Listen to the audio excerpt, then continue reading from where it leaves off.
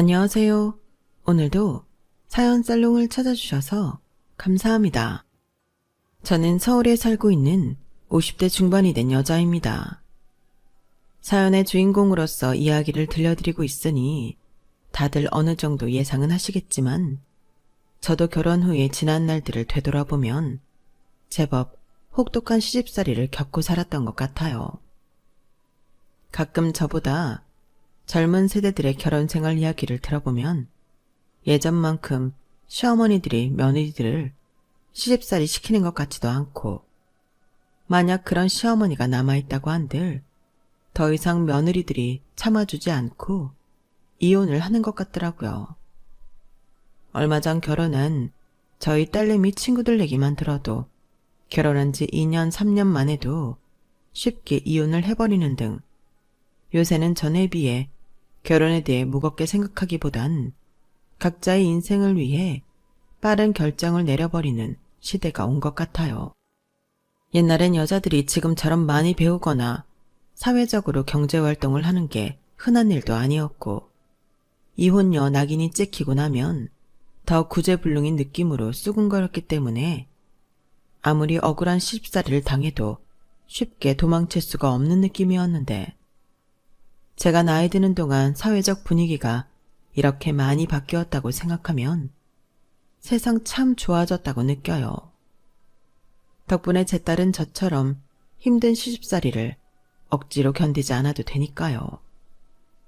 가끔 딸 주변에 결혼한 지 얼마 안 된 또래 친구들이 이혼했다는 이야기를 들을 때마다 결혼이 너무 가벼워진 건 아닌지, 그래도 나름 결혼이라는 게 평생 함께할 반려자를 찾아 백년해로 하겠다는 사회적 약속인데 너무 쉽게 깨는 건 아닌지, 저도 어쩔 수 없이 나이가 든 사람인지라 그게 마냥 좋게만 보이지는 않지만, 며느리들이 더 이상 참지 않는 시대라는 인식이 생기니 시어머니들도 좀 더 조심하고 바뀌고 있는 추세인 것 같기는 해요.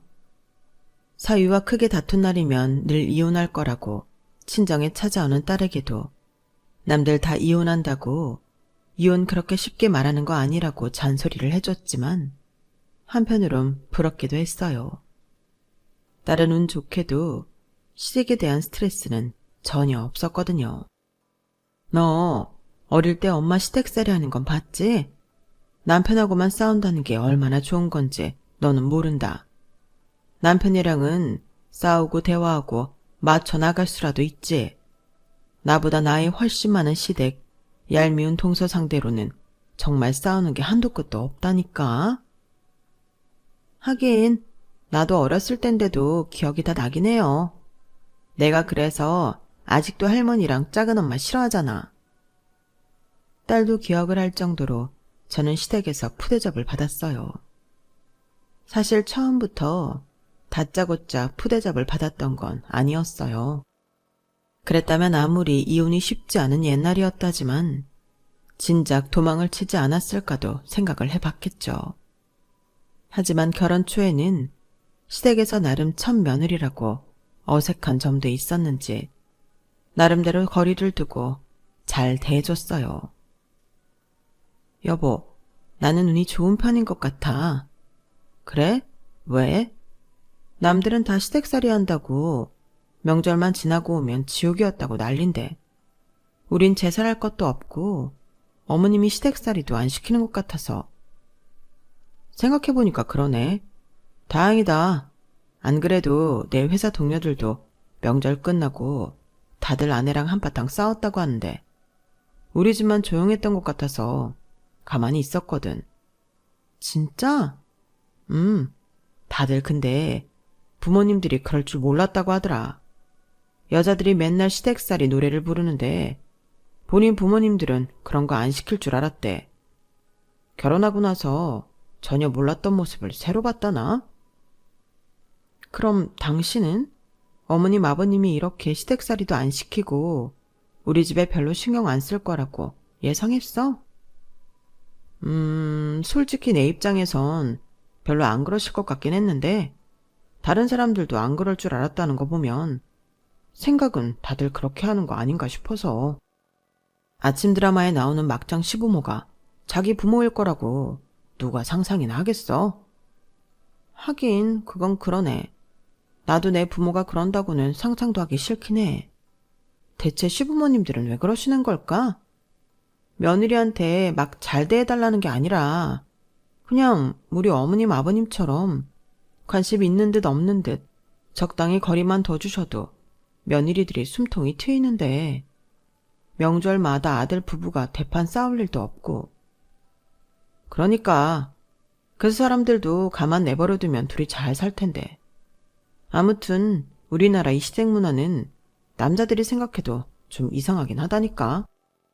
남편과 명절마다 주변 지인들 시댁설 이야기를 하다 보면 시댁에 대한 감사한 마음이 저절로 샘솟았어요.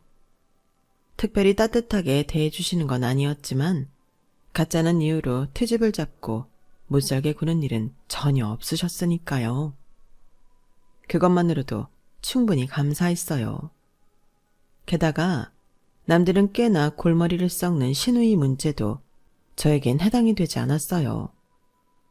남편에게는 6살 정도 나이 차이가 꽤 나는 남동생 한 명밖에 없었거든요.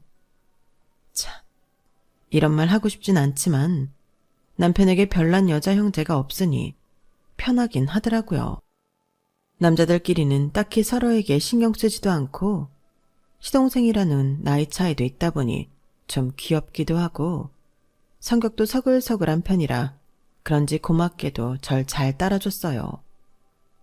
와, 이 찌개 반찬 다 형수님이 직접 만드신 거예요? 솜씨가 장난이 아니신데요? 너무 맛있어요. 반찬도 너무 다 정갈하고 보기도 좋은데 맛도 좋아요. 그쵸, 엄마? 그러게 첫째 며느리가 살림을 참 알뜰살뜰하게 잘하네. 아, 나중에 저도 형수님 같은 아내 만나고 싶어요. 성격도 너무 좋으시고 살림도 잘하시고. 도련님 아직 어리시잖아요. 충분히 만날 수 있어요. 그쵸? 그렇겠죠? 나중에 저 결혼할 사람 생기면 형수님이 한번 봐주세요. 왜 같은 여자로서 촉이라는 게 있잖아요. 그리고 이 녀석이 엄마한테 먼저 보여줄 생각은 안 하고 엄마는 같은 여자 아니냐? 아, 엄마랑은 또 다르죠. 이게 또 같은 세대가 봐주는 거랑은 다르다니까요. 마음대로 해라, 인서가. 아이, 엄마, 왜 삐치시고 그러세요? 농담이지. 저를 워낙 좋게 봐주는 시동생 덕분에 시부모님도 덩달아 저를 좋게 봐주시는 것 같았어요. 늘 제가 한 음식이나 살림을 한 발 앞서서 칭찬해주니 그런 부분에서 괜히 지적받을 수 있는 부분도 넘어가지고 가족 분위기도 더 화기애애해졌죠. 도련님 감사해요. 도련님이 늘 나서서 분위기를 좋게 만들어주셔서 어머님이 저를 더 좋게 생각해 주시는 것 같아요. 에이, 뭘요. 사실 저도 엄마가 형수님한테 어떻게 하실지 별로 예측이 안 됐는데 저랑 형이랑 옛날부터 해왔던 말이 있거든요. 우린 어떻게든 부모님이 아내들이랑 사이 멀어지는 거 막아보자고요. 막장 드라마에서 벌어지는 일들이 우리 집에서 일어난다고 생각하면 너무 끔찍해서. 아시겠지만 형이나 저나 완전 평화주의자거든요. 형이 결혼하면 제가 형수님 칭찬 엄청 하고 제가 결혼하면 형이 제 마누라 칭찬 엄청 해주기로 약속했어요. 뭐 그렇다고 제가 마음에도 없는 소리 하는 건 아니고요. 그거랑 별개로 형수님이 정말 좋은 분인 것 같아서 더 좋게 말씀드리는 것도 있어요. 감동이에요, 도련님. 집에 자주 놀러오세요. 놀러오면 특별히 도련님한테는 남편한테도 안 해주는 육첩 반상 차려드릴 테니까. 와, 정말이죠? 저 형수님 음식 완전 좋아하는데 저 진짜 자주 놀러가요. 오시라니까요. 도련님은 제 동생보다 어려서 잘해주고 싶어요. 사실 저도 형보다는 누나가 있었으면 했는데 이렇게라도 누나 생기니까 좋네요. 뭐야? 둘이 아주 사이가 좋아도 너무 좋은 거 아니야? 질투나게. 당신 동생 잘 챙겨주는 건데 질투는? 그러니까요. 형, 쫌생이처럼 굴지 마. 참나, 둘이 언제 저렇게 한패가 돼서는. 뭐, 그래도 보기는 좋네. 그렇게 저의 평화로운 결혼 생활은 4년 정도 지속이 되었던 것 같아요. 그 기간이 짧다면 짧고 길다면 긴 시간이라 그새 저희에게는 2살짜리 귀여운 아들이 생겼어요. 그리고 끝날 줄 몰랐던 평화의 끝물에 도련님은 결혼할 여자를 데리고 왔어요. 형수님, 전에 약속했던 거 잊지 않으셨죠? 저 결혼할 여자 봐주시기로 한 거요. 어머, 농담인 줄 알았는데 정말로 받으려요? 농담이라뇨. 전 정말 진담이었는데. 당연히 봐주셔야죠. 엄마는 자식이 데려온 여자니까 눈에 안 차실 거고. 누나도 없고 친한 여자들도 별로 없는데 어떤지 봐줄 사람이 형수님밖에 더 있겠어요? 저야 봐드리는 건 어렵지 않은데 만나는 분 쪽에서 불편하고 싫어하실 수도 있으니까요. 아, 그건 걱정 마세요. 제가 다 이야기 잘 해놨어요. 혹시 뭐라고 이야기하셨어요? 그때 저도 모르게 살짝 촉이 들었던 것 같아요. 그쪽에서 저를 별로 안 좋아할 수도 있겠다. 그런 설명할 수 없는 촉이요. 제가 형수님을 잘 따라서 먼저 소개해주고 싶다고 했죠. 그분은 뭘 하세요? 별 얘기 없던데요. 아이, 걱정하지 마시라니까요. 제가 특별히 그 부분을 강조한 게 아니라 저희 집은 부모님이 시댁살이도 안 시키고 저도 형수님이랑 잘 지낼 만큼 평화로운 집안이다. 그런 얘기하면서 슬쩍 이야기한 거라 괜찮아요. 같은 며느리 입장인데 형수님이 저희랑 잘 지낸다고 하면 나쁠 게 뭐가 있겠어요. 안심도 시킬 겸 한 말이니까 형수님은 걱정하지 마세요. 시동생 말을 듣고 보니 조금 걱정이 덜했어요. 먼저 시댁에 들어온 며느리가 이렇게 시댁 식구들과 잘 지내고 있다는 걸 알면 저였어도 좋았을 것 같다는 생각이 들었거든요.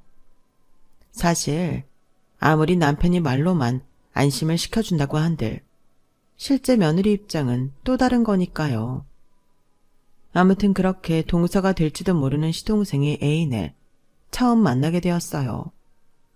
시동생과는 2년 정도 만났고 시부모님께 인사드리러 오기도 전에 제가 제일 처음으로 이 집안 사람으로서 만나게 되는 거였죠. 안녕하세요. 도련님한테 얘기 많이 들었어요. 반가워요. 그때 전 시동생과 어른들이 안 보는 곳에서는 동생 누나하며 친하게 지냈던 사이였기 때문에 그냥 남동생 여자친구랑 식사하러 만난 느낌이 컸어요. 저한테도 시동생과 몇 살 차이 안 나는 남동생이 있는데 친동생도 몇 번 여자친구를 소개시켜 준 적이 있어서 그렇게 마냥 어색하고 낯선 자리만은 아니었죠. 하지만 예비동서는 좀 달라 보였어요. 원래 그런 인상인 건지 모르겠지만 차갑게 굳은 인매나 눈매가 조금 다가가기 어려운 느낌을 주더라고요. 하긴 입장이 저하고는 다르니 긴장을 할 만도 하다는 생각이 들었어요. 그래서 먼저 긴장을 풀어주려고 노력을 많이 했죠. 도련님이 그렇게 소개시켜주고 싶다고 노래를 하시더니 왜 그랬는지 알 것 같은데요. 너무 예쁘시다. 도련님, 능력 참 좋으시네요. 아, 그쵸? 여긴 내가 엄청 좋아하는 형수님. 말이 형수님이지 그냥 우리 친누나라고 생각하고 대하면 돼. 형보다 이제 형수님이랑 더 친하거든. 결혼하면 형수님이 당신 적응 잘할 수 있게 많이 도와주실 테니까 잘 보여둬. 잘 부탁드려요. 잔뜩 신이 난 도련님과는 달리 예비동서는 말수도 많이 적고 반응도 거의 없었어요. 그러다 보니 뭔가 말을 많이 이어나갈 수가 없었고 저랑 도련님만 신나서 떠드는 꼴이 되어버렸죠. 그냥 같은 여자의 직감으로 동서가 이 자리를 많이 불편해하고 못마땅해 한다는 걸 금방 눈치챌 수 있었어요. 설명할 순 없지만 제가 도련님과 필요 이상으로 친하다는 것을 그다지 좋게 보지는 않는 것 같았어요.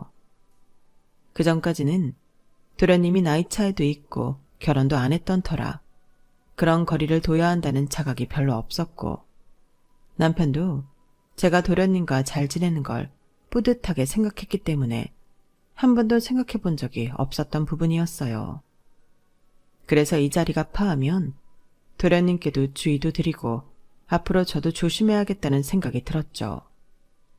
저도 인간인지라 상대방이 불편해하고 있다는 낌새가 감지되니 자리가 한없이 불편하게만 느껴지더라고요. 만나보기 전에는 도련님이 결혼까지 결심한 사람이니 도련님과 비슷한 성향이지 않을까 지레짐작했었거든요.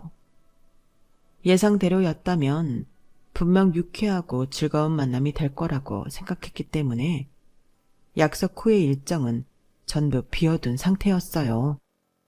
하지만 막상 만나보니 없는 일정이라도 지어내서 보내줘야 할 것 같은 기분이 들었어요. 그래서 적당한 핑계를 둘러대서 자리를 생각보다 일찍 파하게끔 분위기를 만들었죠. 그럼 형수님 이만 가보셔야 하니까 이것만 마시고 일어날까? 그래, 만나 뵙게 돼서 반가웠어요, 형님. 아유, 무슨 벌써부터 형님이야. 다음에 만나면 그때부터 형님이라고 해요. 벌써부터 딱딱하고 거리감 느껴지는 집안 호칭을 쓰게 하는 게 좀 민망스러워서 한 말이었는데 동서 표정이 한결 싸늘하게 굳더라고요. 제가 무슨 말을 해도 별로 안 좋아하는 것 같은 느낌이 들어서 그때부터는 입을 좀 다물고 있었어요. 나 잠깐 전화 좀 받고 올게.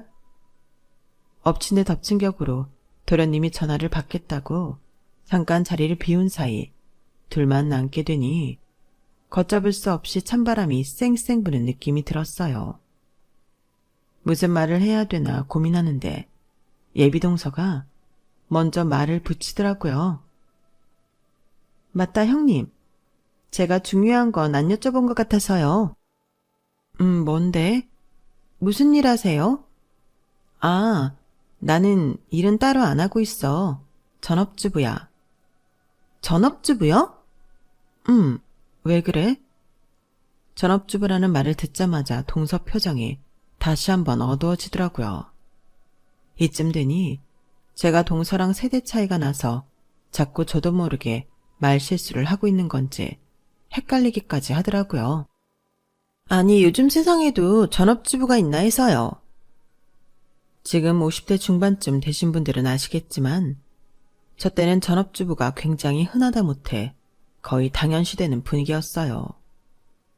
저만 전업주부도 아닌데 특별히 놀고 먹는 것처럼 이야기하는 동서의 태도에 기분이 좀 나쁘더라고요. 도련님과 나이 차이가 있다 보니 동서랑도 8살 정도 차이가 났는데 동서 또래는 당시에 여자들이 일을 좀 하는 추세였는지는 모르겠지만 그걸 저한테 그렇게 유별나다는 식으로 표현할 건 아니었거든요. 아, 동서 친구들은 다 일하나 보네. 생각보다 전업주부인 사람 되게 많아. 제 주변에선 한 명도 못 보긴 했는데요. 생각해보니 형님 나이대 분들은 전업주부가 많겠네요. 저는 하도 준호 씨가 형수님 너무 대단하다고 노래를 부르길래 대체 어떤 분인지 무슨 일을 하시는지 엄청 궁금했거든요. 아, 도련님이야. 워낙 친하게 지내니 좋게 봐주는 거고. 나 그렇게 대단한 사람 아니야. 네, 그래 보여요. 뭐라고? 아, 그러니까 그냥 평범해 보이신다고요. 평범한 전업주부요. 거기까지 듣고 나니 저도 정말 온몸에 피가 차갑게 식는 것 같더라고요. 초면인데다 한참 어린 예비동서한테 제가 왜 이런 취급을 당해야 하는지 이해도 안 됐고 어이가 없었어요. 서로 좋자고 만난 자리에서 툭하면 제 성질을 긁어대는데 도련님만 보고 예쁘게 봐주려고 해도 보다시피 그러기가 어려웠어요. 도련님이 돌아올 때까지 저희는 그 이후 한마디도 더 안 나눴고 그렇게 예비동서와의 쎄한 첫 만남은 다소 어이없게 끝났죠. 여보, 어땠어? 준호 그놈은 아직 나도 안 보여준 여자친구를 당신한테 다 보여주고. 참나, 형으로서 섭섭하다고 좀 전해줘라. 아, 말도 마. 안 보는 게 나았어. 차라리 당신이 있었으면 좀 나았으려나?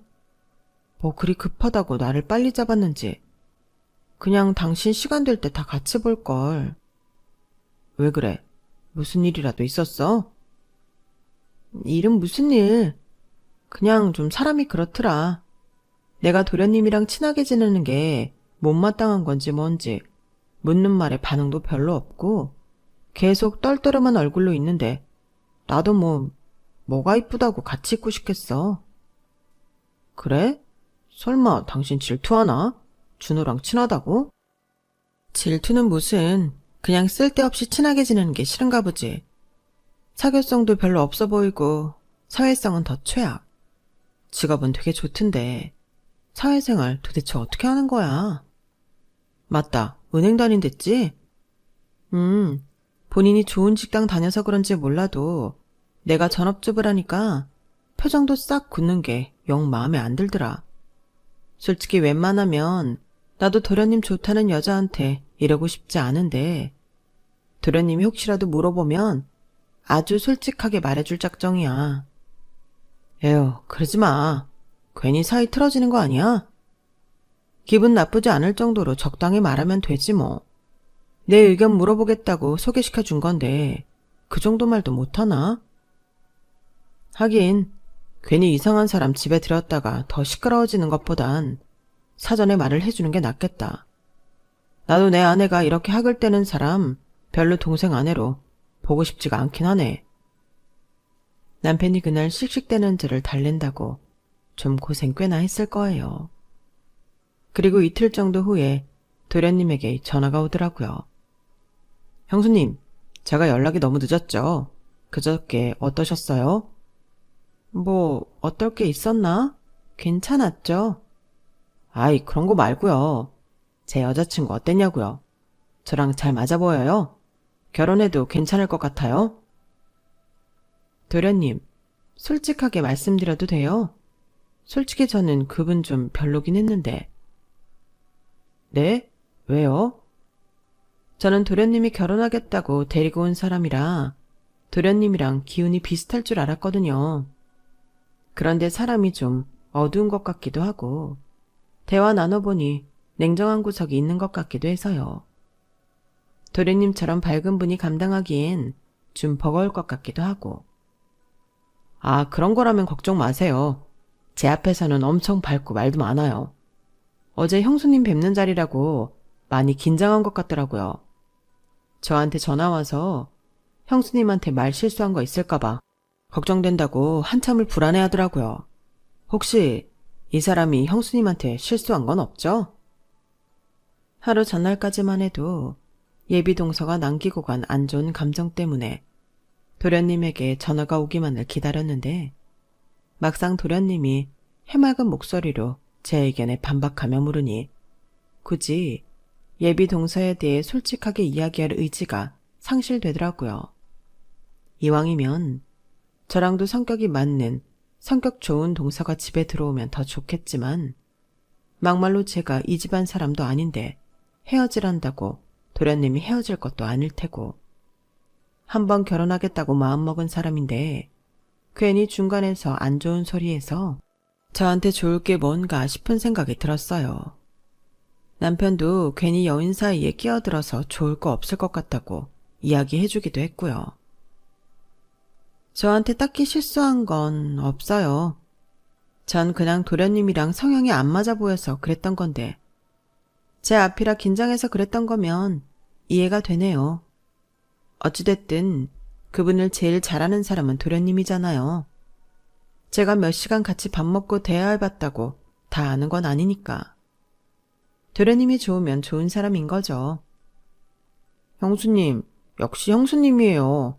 감동이에요. 그럼 저도 제 느낌을 믿고 부모님한테 밀어붙여 볼게요. 정말 감사해요, 형수님. 그때만 하더라도 불쾌감은 잠깐이고 금방 잊혀졌어요. 어차피 제가 느낀 대로 사람이 별로라고 해도 저하고는 크게 상관없는 일이라 여겼거든요.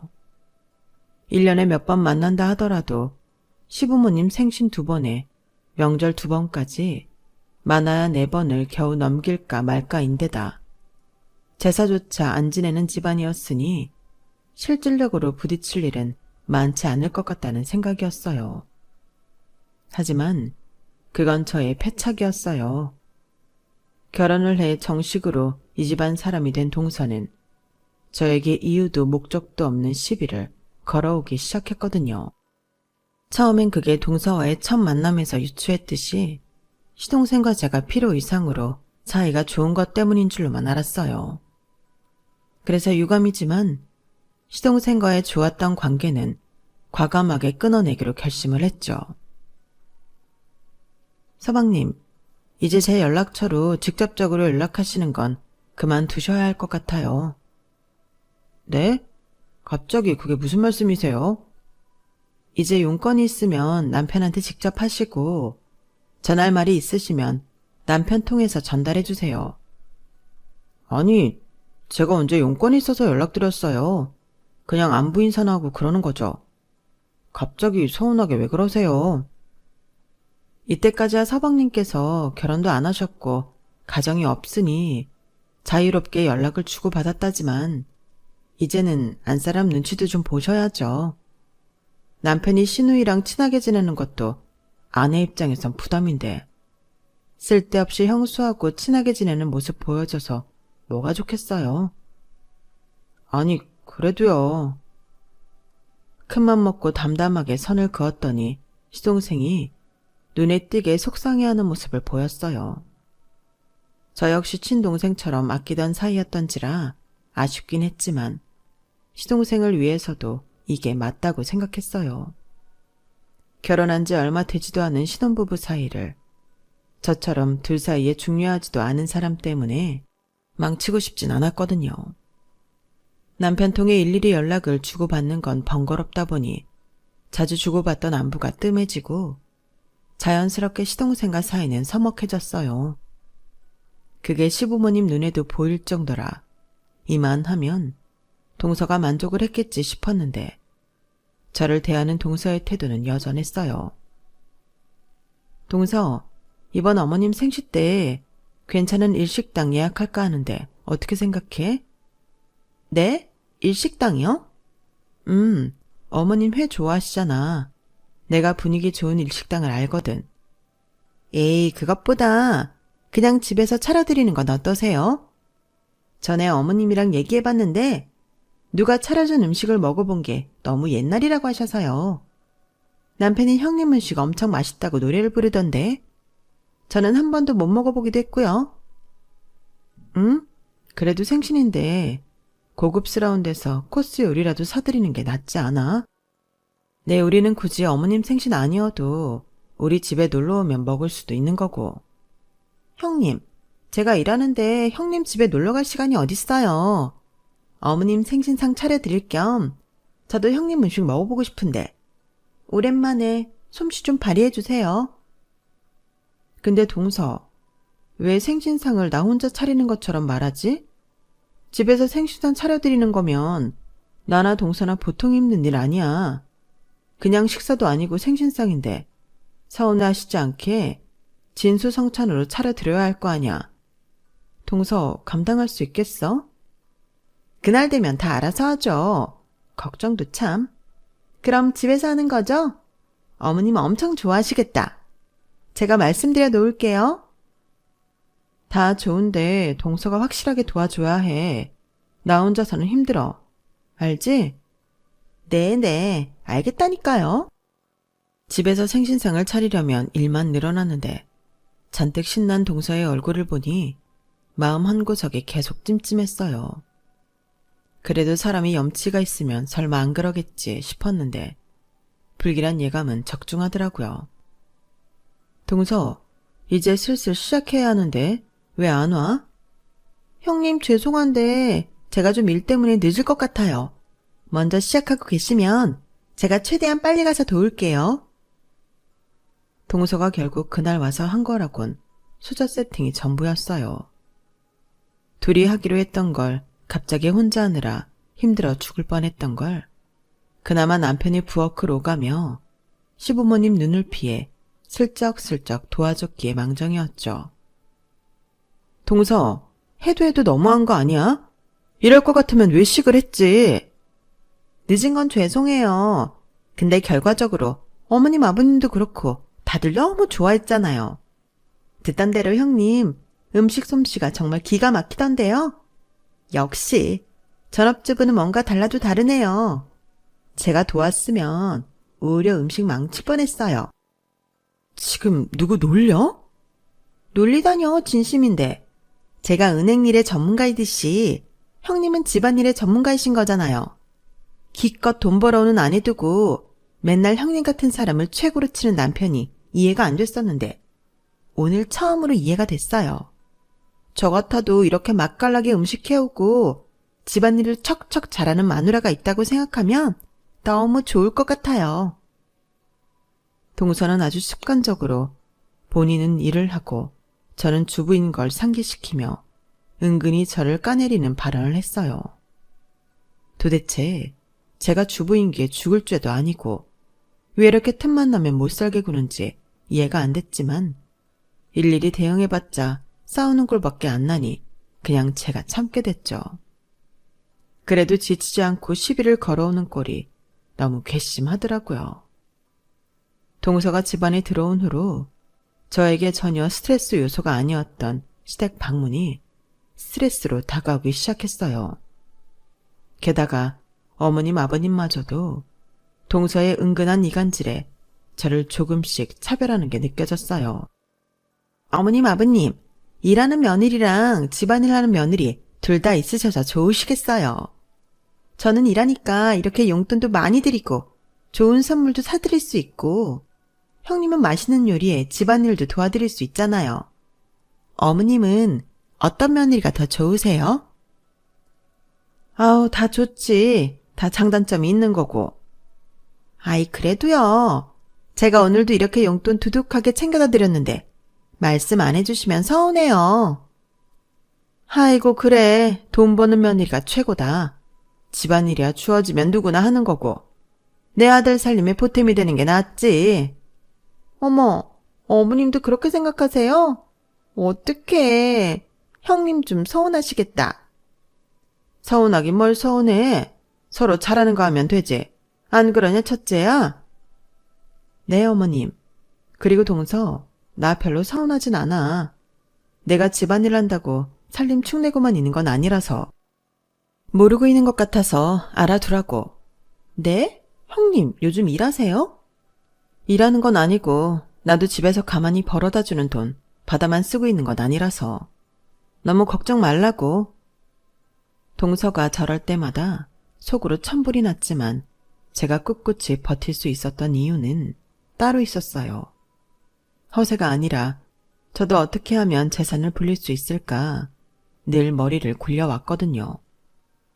요즘은 지금만큼은 아니지만 저 때는 부동산이 투자하는 것만큼 확실한 게 없었어요.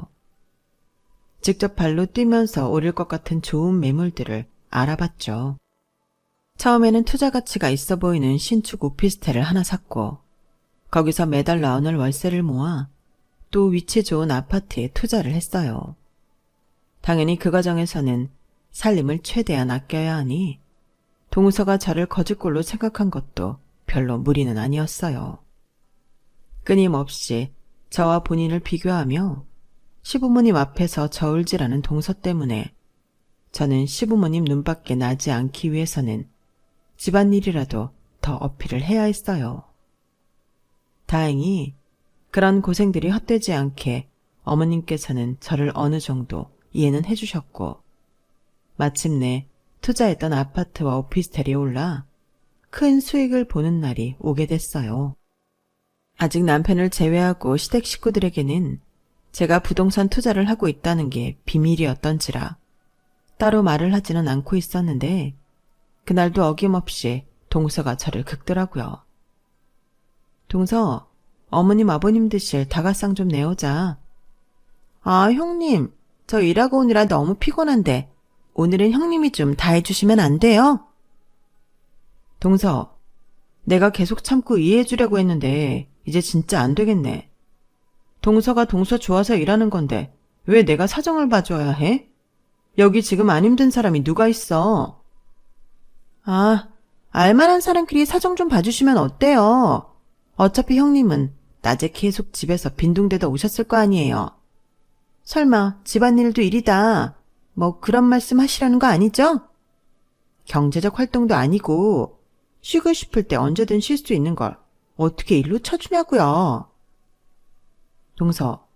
동서가 하는 일이 아무리 대단한 일이라도 사람한테 이러는 거 아니야. 내가 동서보다 잘 버는 사람이면 나한테 이러겠어? 그럼 안 이러죠. 저보다 더 잘 버시면 제가 더 대접해드려야죠. 눈 하나 깜빡 않고 뻔뻔하게 구는 모습이 어이가 없었지만 오히려 잘된 일이었어요. 이제라도 본때를 보여줘야겠다는 생각이 들었거든요. 그래? 그 말 꼭 지켜, 동서.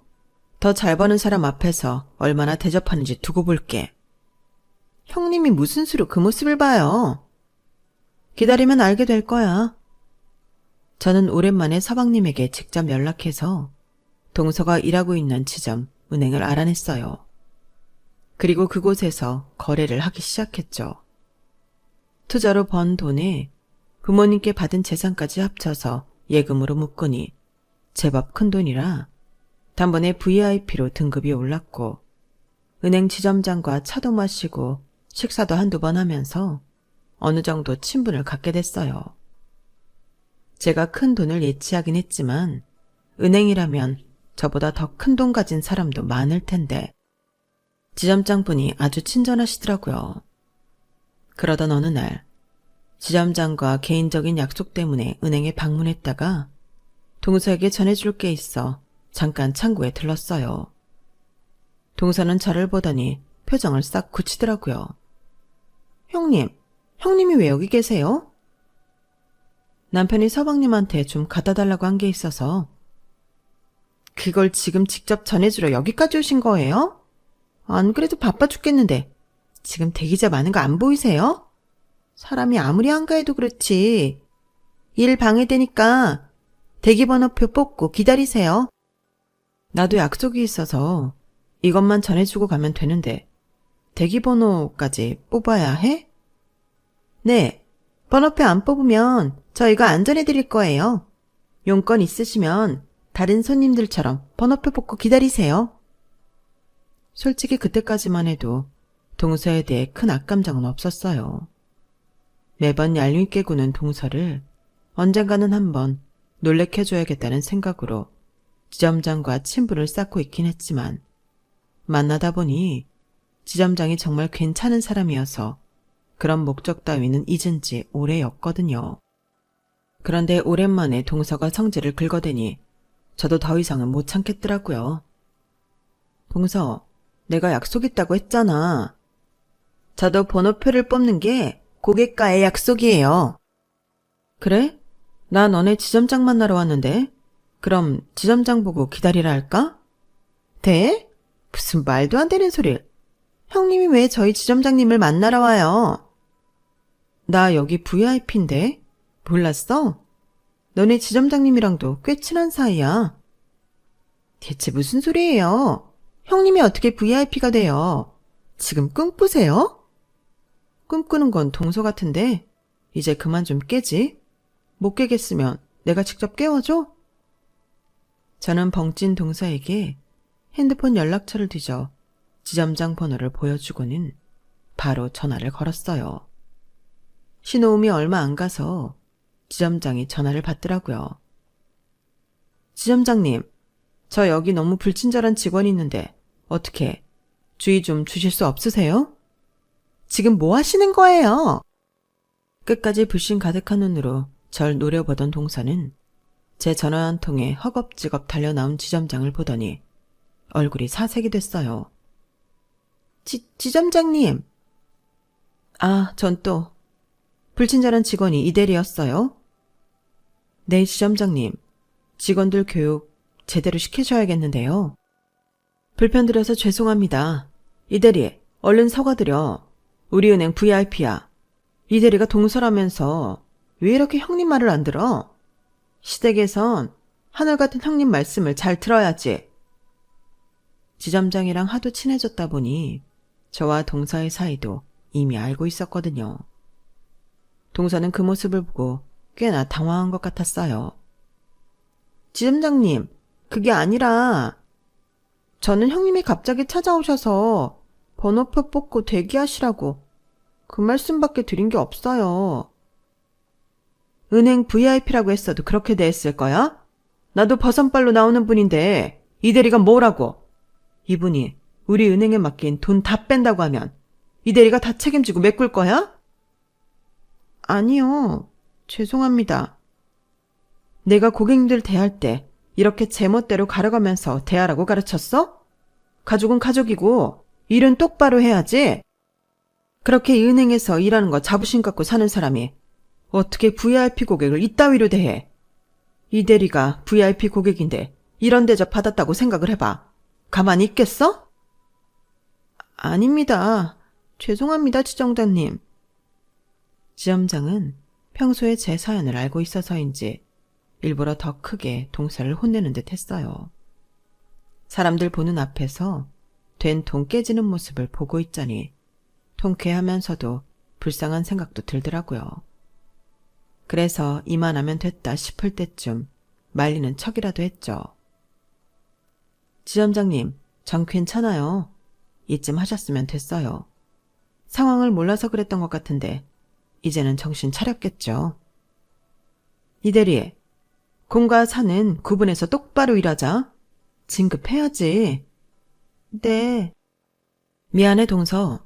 지점장님이 워낙 좋은 분이라 이렇게까지 화내실 줄은 나도 미처 몰랐네. 아, 네. 그러게, 동서가 처음부터 내 말 믿었으면 지점장 호출할 일까진 없었잖아. 왜 이렇게 사람 말을 못 믿어? 그래도 너무 걱정은 말고 직장 상사인데 동서 인성 밑바닥인 얘기까진 안 했으니까.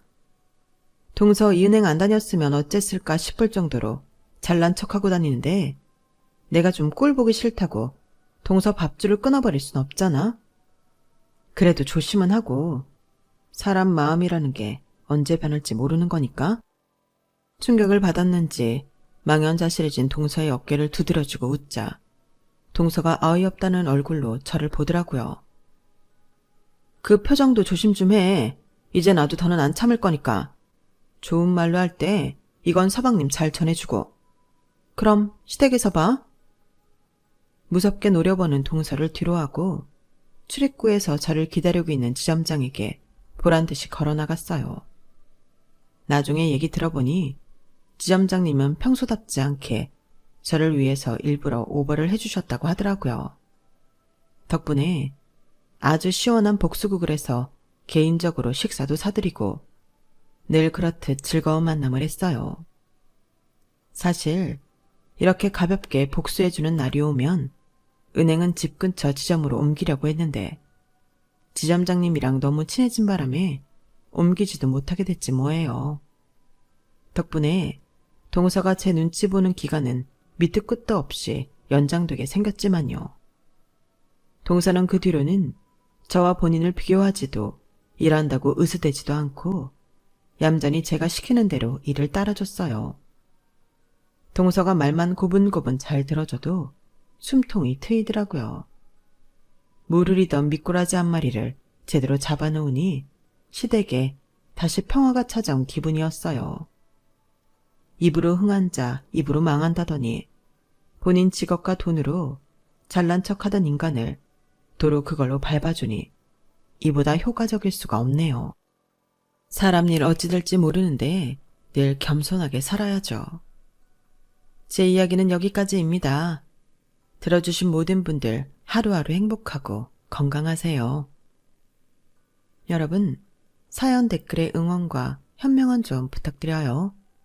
좋아요와 구독은 저에게 큰 힘이 됩니다. 오늘도 좋은 일 가득하세요.